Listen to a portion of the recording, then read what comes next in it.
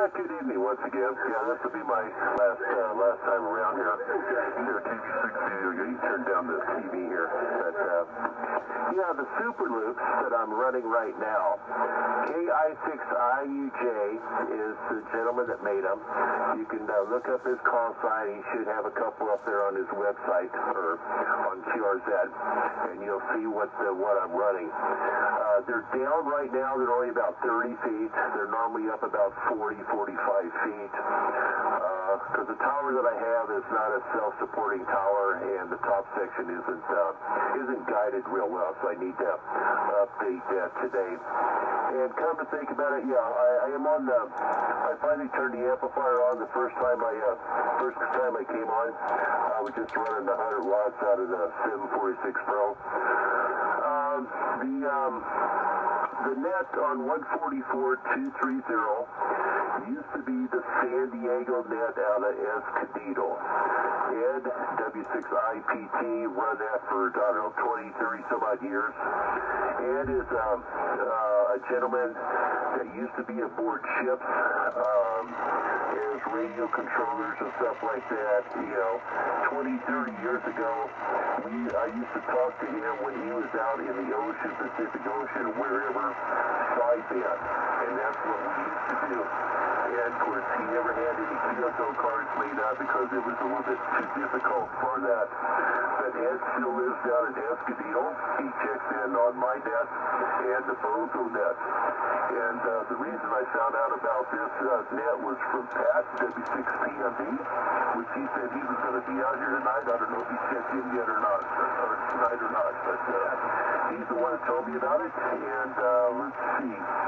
So anyhow, myself and Wade, KD7WRM, we switch off every other week to keep basically the 144.230 net going, and also, keep our frequencies occupied so FCC doesn't take them away like they did part of our 220 band. So anyhow, I heard most of everybody this evening, just a little bit of the rotation of the Super Loops. Right now they're about 325 degrees, which is what, northwest. So if a lot of you can't hear me, that's probably why. But with a little bit of moving at them, because they're pretty directional, the tail end isn't really cool for them, but I do hear mostly all verticals, even though these are horizontal. Greg does have the same type of antenna that attaches a little motor to it. And once you hit the motor, it will turn it from horizontal to vertical. So you may want to check out, see what he's got up there, on QRZ. So anyhow, this is it. Thank you guys for letting me jump in here. And my call sign and my email is good also on QRZ. And you can also see what I have up in the air at my house. That I need to update that picture. There's 3 antennas that are not showing, and I'm planning to add on 2 more. I want to put up a D-Star repeater here in my house. So anyhow, 73 guys, and again, thank you for letting me get in here. This is David, KB6VAN in Garden Grove. Hey David, very good. KB6VAN, this is K1MIX, Kilo 1 Mike India X-ray. Name is Mike. And I swung my beam down toward you, and hopefully you're hearing me better. That last transmission from you is the good solid S7. And dynamite copy, no problem at all. Excellent audio.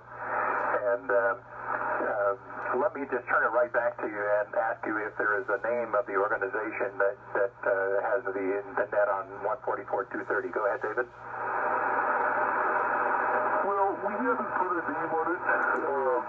It was like I said, it was the Escondido net or San Diego net. Wade and I both live in Orange County. Right now we don't use that.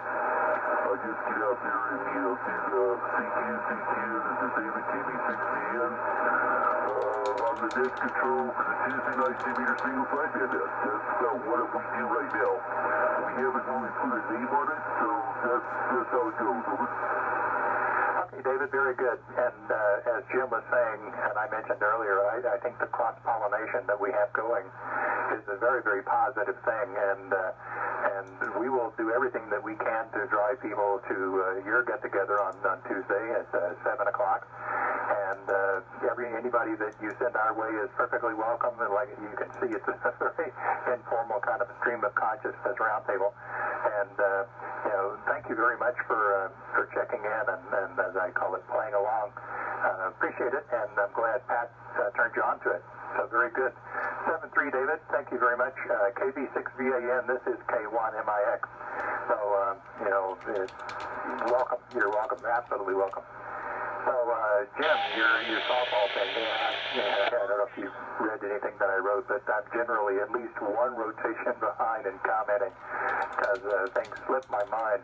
But good for you and good for your girls that they're going into the semifinals here and have a good shot at being the champs again. I think that's remarkable because you started the season as sort of like a building team. And it looks like you've really gone through the season very nicely. And I'm sure a lot of that is due to excellent coaching. And D-Star, let's see, I played with D-Star for a little while. And you all have probably heard this story, but since I live my life in digital audio, the way that D-Star deals with error correction just simply drives me nuts. I can't stand it. And quite honestly, the ability to talk to stations around the world as though you're on a telephone, I lose a lot of the argument that I have with Nyla. She says, why don't you call them on the phone? Well, it's not the same. Well, it's sort of approaching being the same on D-Star. So, it loses a little bit of luster there because it sounds so good. So, damning of faint praise, I guess, is what I'm doing there. And the little synopsis that I had about last Friday's get-together deals a lot with sideband radios and where to get them and what our options are. And the options boil down to a couple of things. One is you could buy an old radio that was basically a standalone 2-meter all-mode radio. And the other option is to buy what I refer to as, in quotes, a modern radio, which is what Jim was describing. It's HF 6-meter, 2-meter, 440, and all mode. But then you're into fairly high dollars if you're buying a new one. Even if you buy a used one like an 897 or something like that, or even an FT100, you're looking at anywhere from 500 on up. And so it seems like they kind of overlap. The price range of the vintage radios very much overlaps the price range of modern all-mode multi-band radio. But if you take a look at that synopsis that I wrote about last week's get-together, you'll see that I have a lot of nice pictures of radios that are an option and some prices and things like that. All right, so let me take a look at the list here. I believe Mark has gone away. So that means I turn it over to Woody, W6WDY, and hopefully you can still hear me. Woody, this is K1MIX. I'll swing my beam around.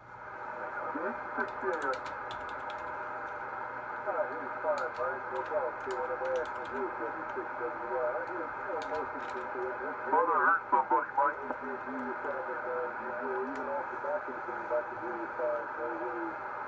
Okay, stand by.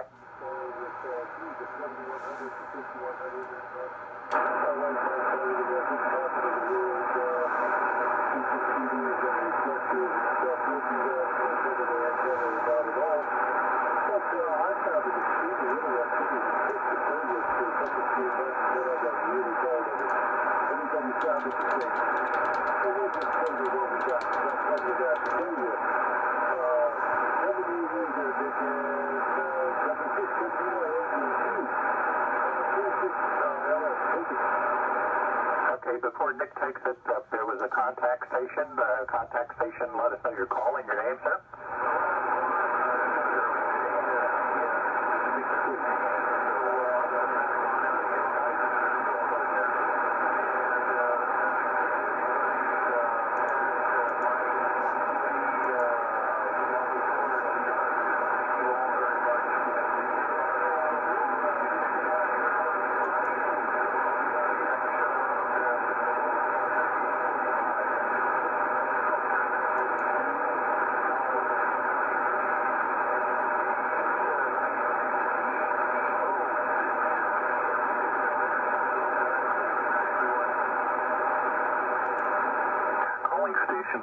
Reagan. Okay, Pat, very good. W6BMD, standby 1. There's another station out there. This is K1MIX. Come now, please. Craig. So we'll just kind of stick Leon into the rotation here. Boy, this is by far the biggest group so far now that since I have been on. Maybe Mike, you've been on with some larger than this, but this is great. I mean, this is what when we first started we hoped it would begin to kind of get up to get more people interested and give somebody a chance to use their radio in a little bit different mode than we normally do. And I think that's a heck of a lot of fun. And, you know, mentioning D-Star, I kind of had the same experience. I mean, I've been a ham a long time, and I've been on D-Star. It was kind of okay. I mean, I mainly did it. I try some of this stuff because I have to talk to people at the shop about it.